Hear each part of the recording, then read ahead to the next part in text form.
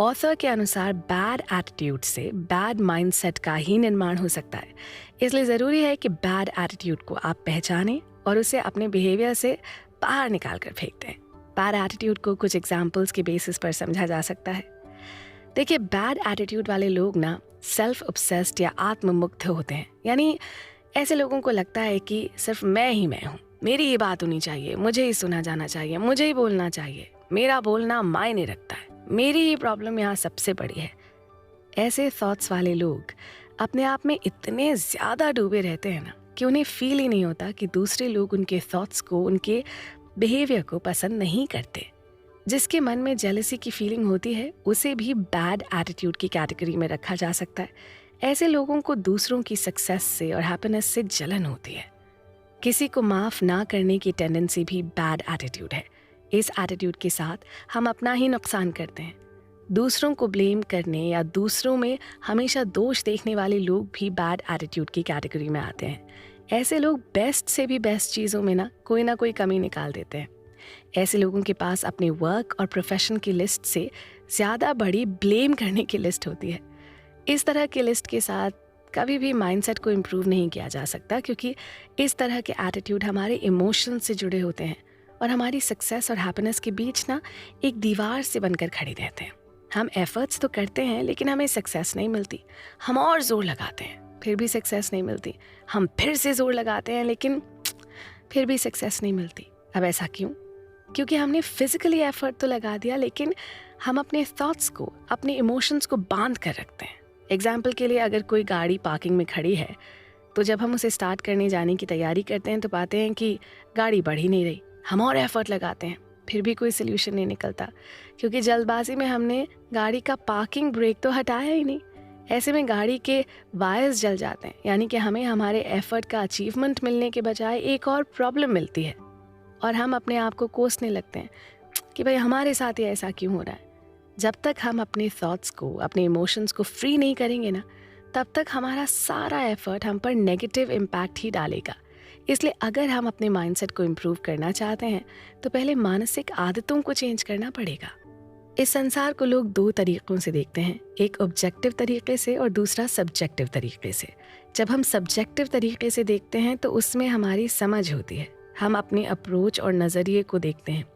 लेकिन जब ऑब्जेक्टिव तरीके से देखते हैं तो उसमें डिफरेंस होता है, क्योंकि ऐसा ज़रूरी नहीं है कि अगर ये संसार हमें ख़राब लगता है तो सभी को ख़राब लगता होगा।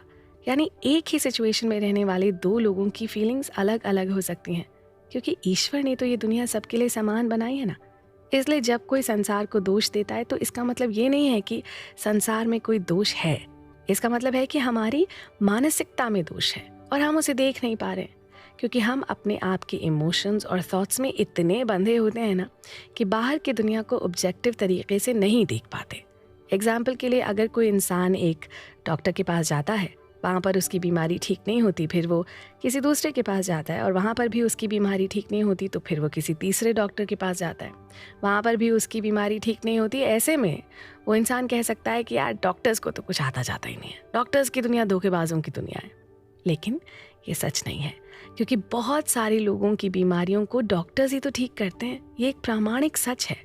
लेकिन जो इंसान डॉक्टर्स को धोखेबाज मानता है वो उसकी अपनी सब्जेक्टिव अप्रोच है। इस अप्रोच के साथ वो अपनी बीमारी को ठीक करने के लिए और एफर्ट नहीं कर सकता। ऐसे में उसकी बीमारी और बढ़ सकती है। लेकिन जैसे ही वो इंसान पॉजिटिव अप्रोच के साथ अपनी बीमारी को हैंडल करना चाहेगा तो अपनी बीमारी के बारे में वो लोगों से शेयर करेगा और ऐसे उसे किसी और अच्छे डॉक्टर का पता लगेगा। तब इस बात की पूरी संभावना होगी कि उसकी बीमारी ठीक हो सकती है। आज से सैकड़ों साल पहले ना, हम इंसानों की लाइफ बहुत सिंपल हुआ करती थी दोस्तों। हम अपना पेट भरना चाहते थे तो हम खेती करते थे और उसी से जीवन चल जाता था।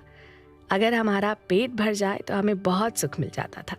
लेकिन आज हम 21वीं सदी में जी रहे हैं। इसमें सिर्फ खेती के ज़रिए इंसान अपना पेट नहीं भर सकता।